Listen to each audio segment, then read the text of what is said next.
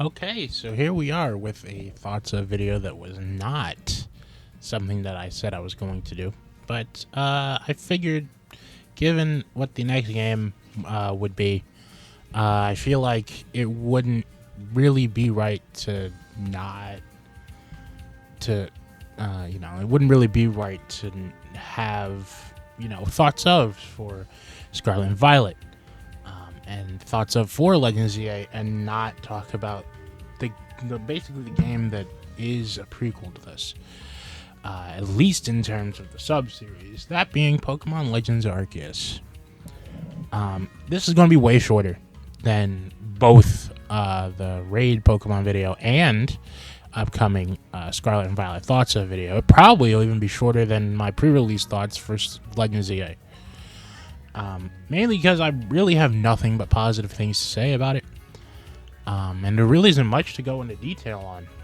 Mainly because the changes made to the series in this game were very simple, but they were enough that, at least in terms of gameplay, this is my favorite Pokemon game, just hands down. The only one that'll likely change that is Legends Z-A. So I guess. Well, actually, as much as it's not necessary, let's give some background for the game. So this game was revealed at the same time Brilliant Diamond Shining Pearl was for the 25th anniversary of the Pokemon series. They were announced on Pokemon Day of 2021. Now, so this game and Brilliant Diamond Shining Pearl actually had a point in the hype cycle where actually the thoughts flipped on them, where people thought that, from what I gathered anyway online, because you can't really use online as a good basis for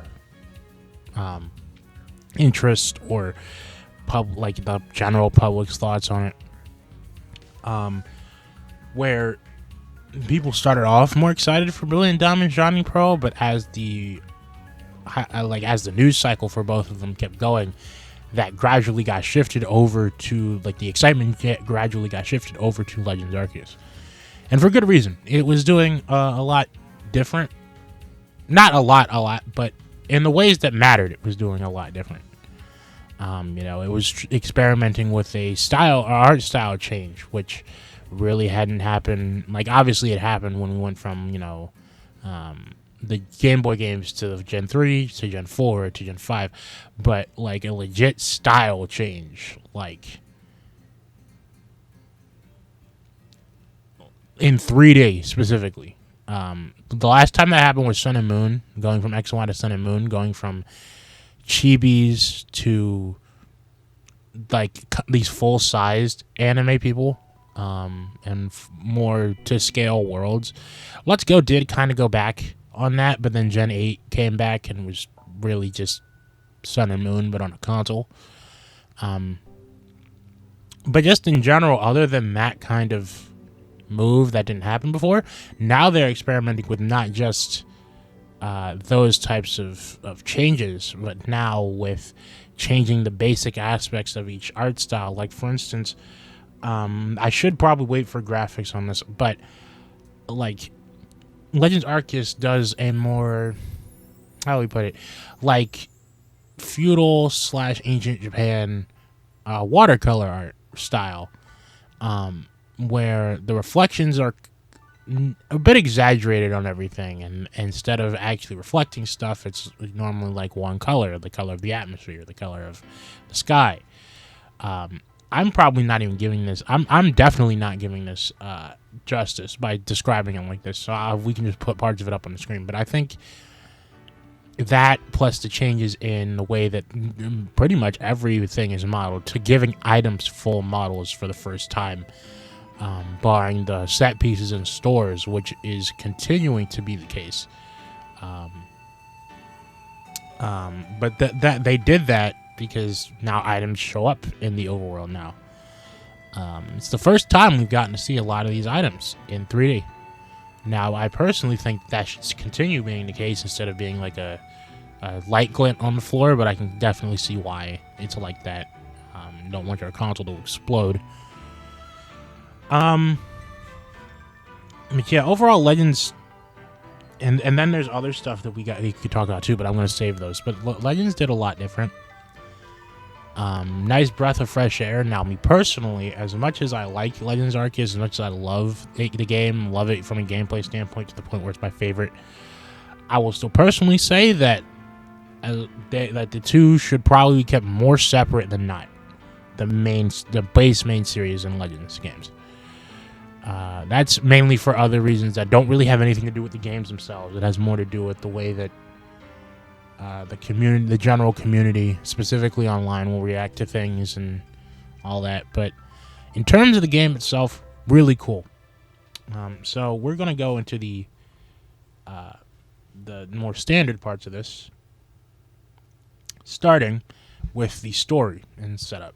So this is going to be real short. This is part of the reason why it's going to be real short, because just for a little spoilers for when it's coming out, this is coming out the 2nd or 3rd? No, yeah, it's coming out the 2nd or 3rd of October. So just a little spoilers for Scarlet and Violet thoughts of next week. The reason why that will be as long as it is because of the story section, the story and character section. This one won't be that long.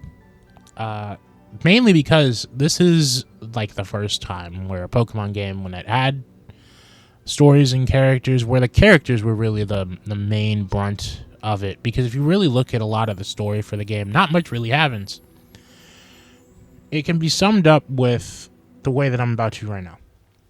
We get chosen by Arceus to go back in time for some reason unknown to us at that moment. And we fall into past Sinnoh, what is called Hisui, through the rift that has appeared over top of Mount Coronet. From there, we get taken in by Professor Lavington, who is part of the Galaxy team, which is a team that has moved to Hisui to start a new life and is currently building a place called Jubilee Village for them to live in. From there, because we have nowhere to go, we asked to be brought in by this village, and they agreed to do so on the condition that we join the Survey Corps of Galaxy Team and help with the Pokédex / other jobs that need to be done around the region when necessary. From there, there's not really much story involved until we get toward the end of the base game. From that point onwards, from the point that I just stopped onwards, it's really talking about character stuff. So we get to meet the ancestors of a lot of characters we know from Sinnoh and even other games. We get to meet the Diamond Clan, the Pearl Clan, and through those meetings, we get to learn more about the region as well as the phenomenon of Frenzy, that being the Frenzied the Frenzied Lord and Lady Pokemon. Which seemed to be struck by a bolt of lightning that has come out the same hole that we were flung out of from over top of Mount Coronet. So we travel across different areas dealing with those. There are some more character-based stories, like, for instance, Crimson Mirelands, where Arazu, Mars's ancestor, attempts to get help for the Ursaluna, which is a noble Pokemon, the Ursaluna of the area, because it's going on a rampage.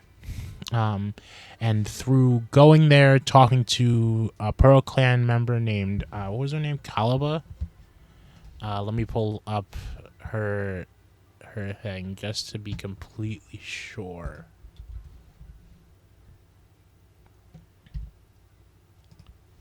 Caliba? Yeah, that looks about right. One of the wardens of the Pearl Clan. We go there, help her out. She becomes more open to working with the wardens of the other clans, and even working with outsiders like the Galaxy team. So we fix Ursaluna's problem, which in turn lets us save Arazu from whatever. I think she got attacked by a Pokemon and sprung her ankle. Sprained her ankle. But yeah, it's mainly stuff like that, like helping Paulina in the Cobalt Coastlands by getting the late Lord Arcanine's son to become the new Lord Pokemon for the area, or getting to interact with the Diamond Clan's Iskin for Basket Legion's help. It's really a more character-driven based game, pretty much until you get done with the what was the name of the place?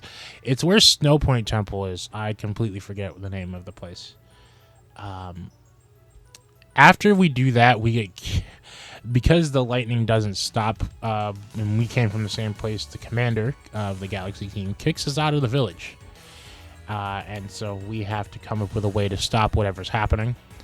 From that point, we go across the region to the different lakes. We find Uxie, Mesprit, and Azelf, and create the Red Chain. And then go up to the top of Mount Coronet to stop Commander Kamado from doing something extremely dumb. And then we have to fight Palkia and Dialga, one of them from their origin forms, and battle them and stop them from what seems to be trying to usurp God. So after we do that, the main story of the game is over. Now, Volo, because he's a shit, tries to get us to helps us find the rest of the plates in the post game. Once we find all the plates, we have to go to Mount Coronet, and then he reveals he's a two-topping bastard and tries to steal the plates from us by cheating and using a Giratina after a 6-on-6 battle. So we still win because he's trash, and he leaves, I guess. I don't know. Yeah, story-wise, there isn't much. It's mainly just the characters getting the two different clans to settle their differences, at least for the most part, at least accept each other's existence. And changing, which is a big one, this one's a big one, changing the way that people view Pokemon, because the setup or setting is Sinnoh from 200 years earlier. And the people here view Pokemon as dangerous creatures, which is a little more realistic. So our main job is to catalog Pokemon and help them learn about them so that this can eventually become the Sinnoh that we know of.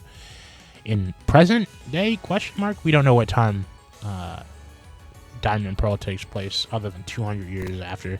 Like, I don't know where exactly in the timeline that is. It can't be too far. I don't know. It might not be. I don't know. But yeah, story-wise, that's about it. Now, characters, I like everybody. There's one dude who I was infuriated by to the point where I didn't even learn his damn name.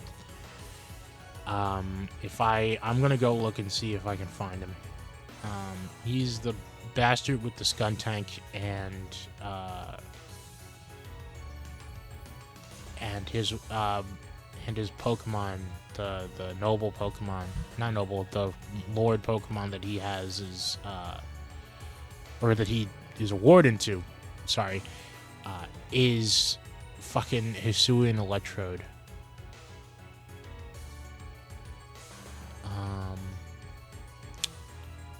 Let me see. Melly, was that his name? Yeah. Specializes in poison types. I hate him. He's an ass. He does have one of the funnier lines in the game, though. Calling Cresselia a flying croissant. Because it took up Lord Electrode's seat in the post game, which when we were looking for the plates. Yeah, other than him, I really liked everyone else. It's just I can't remember everyone's names right now. I'm not scripting this, so I don't want to. But part of it was mainly connecting the dots for a lot of characters, and then there are some characters that we don't even know who they're involved with, if anyone at all. But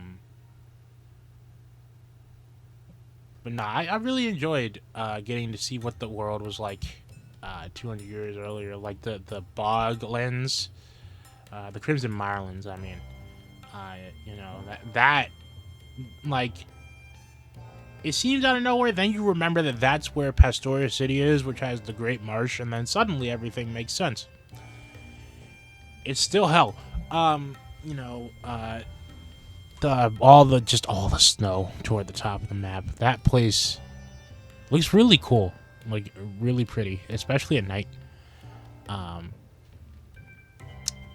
and the clear focus on characters really got me to care about a lot of them, to the point where I'd actually, when I got kicked from the village, it did actually trigger my intense hatred for being blamed for shit that I didn't do. But I don't think that would have happened if I didn't inherently care about the village and the people in it and all the people that I met, which they did a good job of doing. But then again, that's really nothing new. We see them do that with a lot of characters, so this is really just another W for that. Now, that's all I can really say about the story and setting, other than like I like seeing more wild, the more of the nature aspect. I honestly think that was a great thing for them to do with Legends Arceus, just because that's the part of their games that I think they struggle with the most. Even in the earlier games, right? Like if you actually really well and truly look at all the maps in all of the Pokemon games, the most awkward ones are the routes and the mountains and everything. But when you look at the towns, especially, and it only gets better the more the generations go forward. They look better. They're more interesting to explore. Sometimes they just have more interesting shit in them, even in comparison to the routes, like going into the sewers in Black and White 2, or running across rooftops in Scarlet and Violet's Messagoza. You know, when you compare that to another cave for the upteenth time, that's a little more interesting. Yeah, so I said all that because I think the cities were their strongest suit. Period. So them making a game where they have to confront the nature part of their series was a great idea.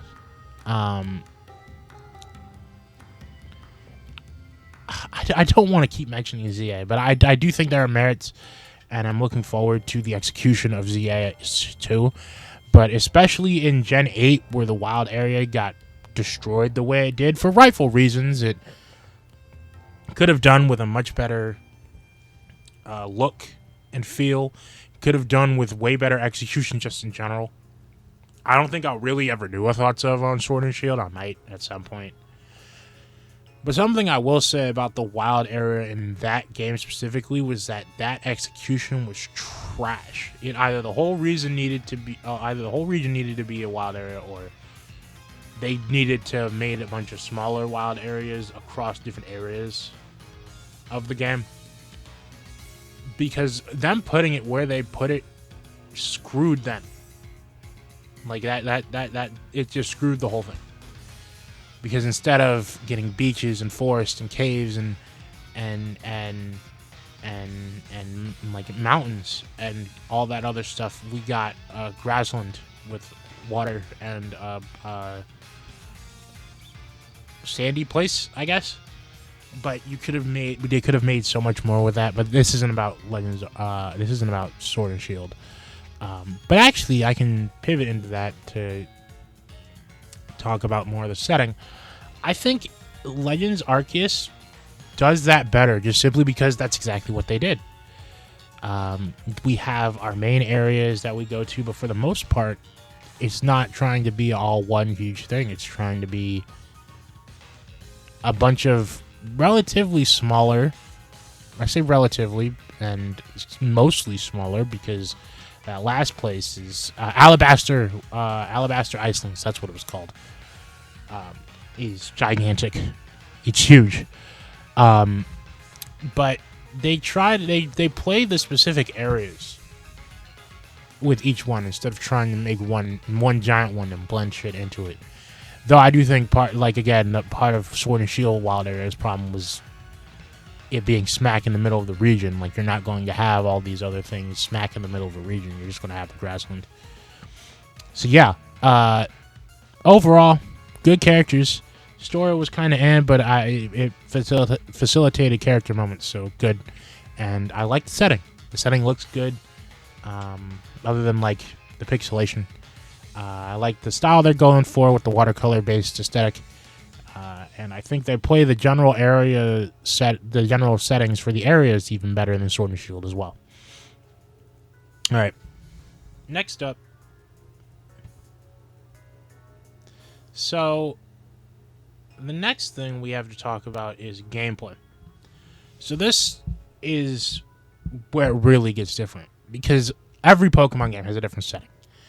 Most of them have gimmicks. This one is a damn near completely different, actually. So I guess we'll start with the part that's the most the same. That being the wild battles, or Pokemon battles. So this game forgoes the traditional purely speed-based one turn, next turn with a move list based off speed. So it can go one turn, next turn. Like, it can go your turn, enemy's turn, your turn, enemy's turn. But this game will prioritize your speed and will take into account the moves that you use. And those can influence the attack order.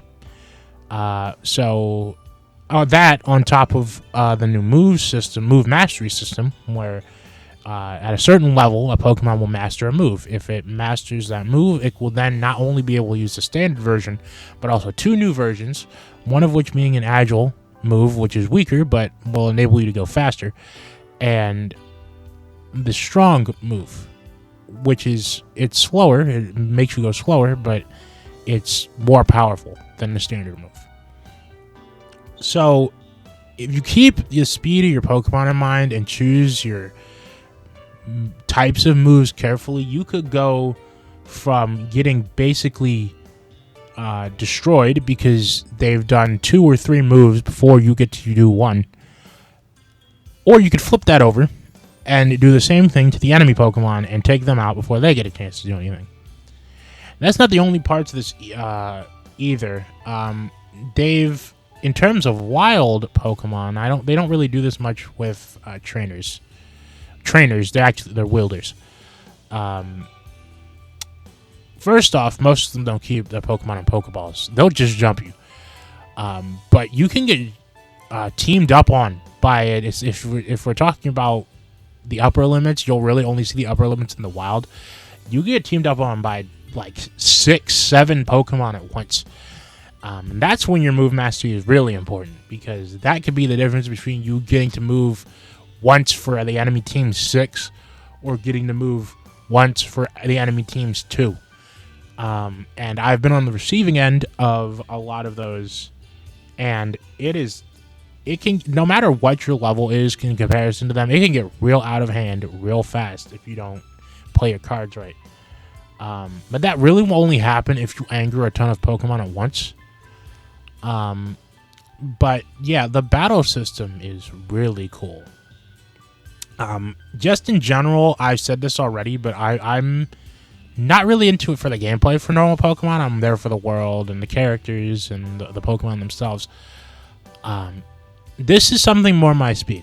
It's something where my direct input and strategy has actual, is actually a part in determining the battle itself.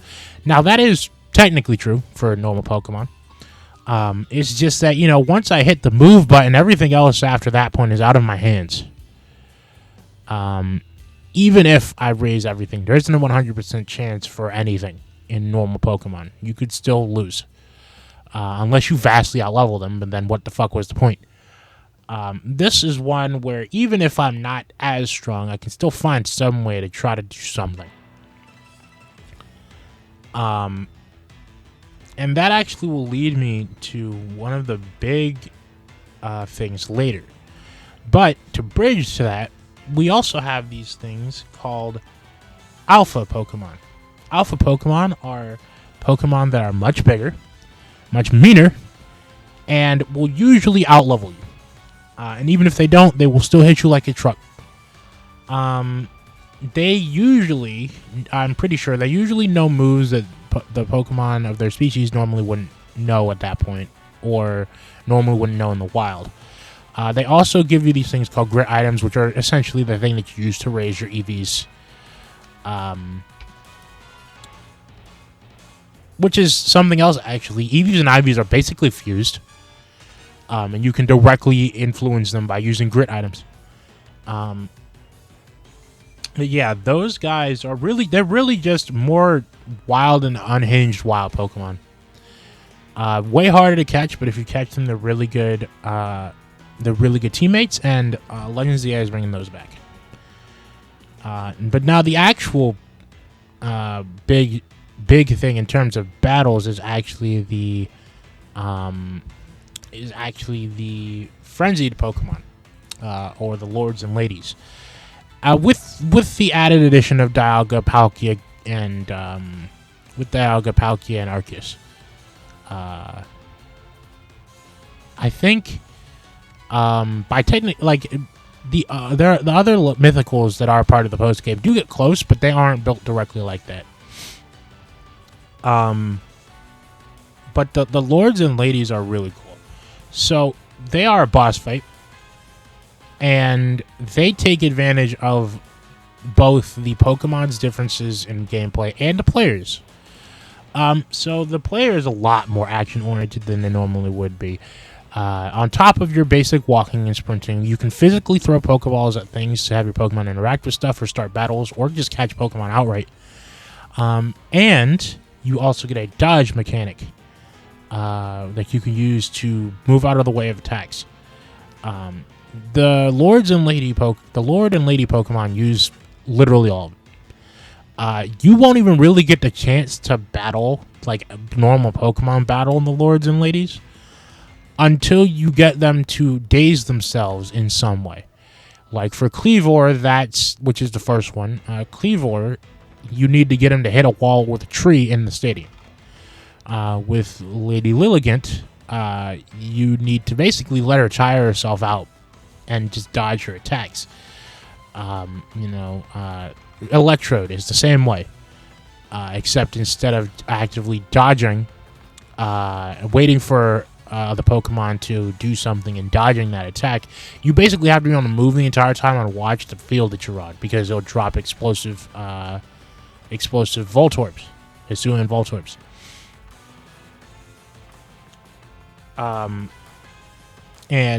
Let's see. Oh yeah, fucking Lord Arcanine, Cobalt Coastlands. That one I don't think I figured out how to do without getting hit. I think you might just have to throw bombs at him enough. I'm honestly not sure. But I do like that one, given the setting. It's a whole lava pit, so it actively restricts where you can actually go. And then we have the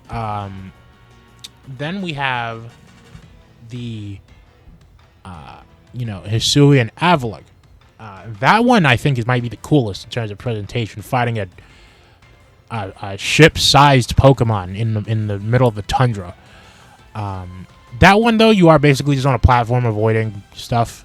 But I think all of them are really cool, solely for the fact they're so much more interactive than everything else in the series. Again, up until ZA. Again, this is my wheelhouse. This is the more action-based stuff. So I really enjoyed a lot of this. People did call it like Diet Dark Souls, and I guess that's true. I watched my brother play Dark Souls a lot, but and then there's like Dialga or Palkia and Arceus. I don't really have even much to say about them other than they're really cool. You can easily get folded by them though. But yeah, I mentioned all that other stuff, so we can go through it real quick. Gameplay. On top of, like I said, you're able to throw items, so you could throw items to distract Pokemon, throw items to drop their stance and stun them. You can throw your Pokemon at them to battle them, or you can just outright catch them. That's going to be important because that same throw mechanic is used for the boss fights. You throw bombs at them, bombs, BALM, to lower their health before you finish the fight. I like that. I like the way that they do wild Pokemon in this game, where you're supposed to be more on the sneakier side, and supposed to be trying to catch Pokemon without being seen. Now there are Pokemon that you just have to battle, which means that you are also going to be facing wild Pokemon a lot more, as well. And it makes all these creatures feel more unique from each other. That you aren't just running into them all the same way. They all have different interactions with the players. Some of them will watch and follow you, either up close or from a distance. Some of them will outright attack you. Some of them will just straight run from you, and some of them will do all that stuff directly in battle still. Like Pokemon like Starly and what was the other one? Like Starly and I think Baneri is one of them. Like when you start a battle, if they've seen you, unless you get the upper hand and catch them off guard, they will just run from you. So yeah, if you're shiny hunting, you have to know how to stealth. I said all I really could about the gameplay itself. Like, you do have missions, but those really just come down to completing the Pokedex or catching a Pokemon. And I guess I could talk about completing the Pokedex. So when you catch and battle Pokemon, our whole goal is to try to fill out the Pokedex. And in order to do that, you have to catch Pokemon, battle them, see them use certain moves, knock them out with certain moves, give them food, evolve them, catch different forms of them. It really incentivizes you to go after each and every one of them and explore. Try to find as many of them as you can. That's how you get your prize money. Since there are really no trainers to fight, and the ones you do fight don't give you money for them, the money you get is going to be based off of how much you capture, how many new entries you fill out, and once you fill out a certain amount, you'll get a completed Pokedex entry. You need to do all that to get stars so that you can continue on to other areas, because they'll lock you based on your rank, which is what you get from doing the Pokedex stuff. So this game is a lot more action based and a lot more about catching Pokemon than battling it, but you can still get through most of the game by just battling a lot of stuff. You don't need to complete the Pokedex to finish the game. You need to complete the Pokedex to fight Arceus. And therefore catch Arceus, but other than that, you don't really need to complete it. But other than that, there's just like missions. That mainly is just, getting a certain amount of items, catching a Pokemon, completing the next entry for another Pokemon, and so on. So that should be all for the gameplay, other than like finding items in the overworld and having Pokemon attack stuff to clear paths or get items. That's pretty standard given everything else I've said about the game. So yeah, there isn't really much for the next section. Features, I mean, you can still trade with people. There's no online battling because that's not really a part of the game. There's a feature where you can find people's satchels when they get knocked out, because, like I said, Pokemon can attack you. You can get knocked out by that. You'll lose items. People can find your satchel and give it back to you. There's also like a charm feature that you'd use to help with certain things in the field, like not losing your items or taking one more hit. And other than that, I mean, there's normal stuff. There's move tutors, which stand in for TMs and all that other stuff. That stuff doesn't really seem too important, because that's one of those things that's going to end up in every Pokemon game in the first place. So yeah, that's it for gameplay and features. It does keep some stuff from base Pokemon games, but overall it's pretty different. So yeah, now we got the next part. So for Pokemon, there aren't really that many new added, like you'd think there would be for a brand new entry in the series. There's a handful, but you do interact with actually pretty much all of them throughout the course of the story mode for the game. I love the Hisuian variants of the starters. Hisuian Decidueye, Hisuian Typhlosion, and Hisuian Samurai. I like the secondary types they gave them too, because I think barring Decidueye, the other two were monotype. So it automatically makes them more useful. And then I just love the way that they designed them. Like if we put up Hisuian Decidueye on the screen, that looks real cool. with the autumn colors and everything. Let's see. Weird Ear, an evolution for Stantler is pretty nice. Cleavors, Scyther gets another evolution. I think they're all attack oriented. It's just that their stats are shifted around. I brought up Hisu and Avalugg earlier. That one I think has more weaknesses, but I just generally like its design being a snowplow based thing. And that fight definitely has something to do with it. Let's see, what other one? Hisuian Electrode, again, is another one where the fight is definitely the highlight for that Pokemon. Hisuian Lilligant, I actually used that in my first playthrough that's on the channel. I think all the forms got knocked out of the park with that, except for... I wouldn't say it's bad, but it's definitely questionable. Enamorus, the new genie Pokemon. I think there were some parts of its design that could have been done without, but otherwise it's okay. So yeah, that's really it for that part too. There isn't much to say about any of them specifically. Other than they're all good. I like what they did with all of them. I brought up the ones that I liked especially, so... yeah, that's going to be about it for this. I did speedrun it, but I'm going to be so for real with you here. If I tried to write a version of this, I don't think there'd be much more than what's already here. And I don't know. I felt like I should just spew this out because there wasn't really much to say. Literally, I don't have much else to say about the game. It's one of those things where there isn't much to say about it, but what you can say about it is pretty glowing.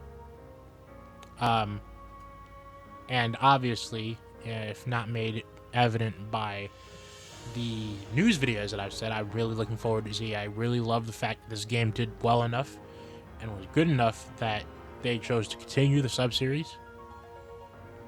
And, yeah. That's going to be about it for this. This is definitely going to be the shorter of the videos that come out. Probably it might like the thoughts for Z-A before release might be short. But I know that raid video and the thoughts over Scarlet and Violet are going to be longer. Yeah, that's it. I'm gonna stop the recording now. Have a fantastic rest of your day.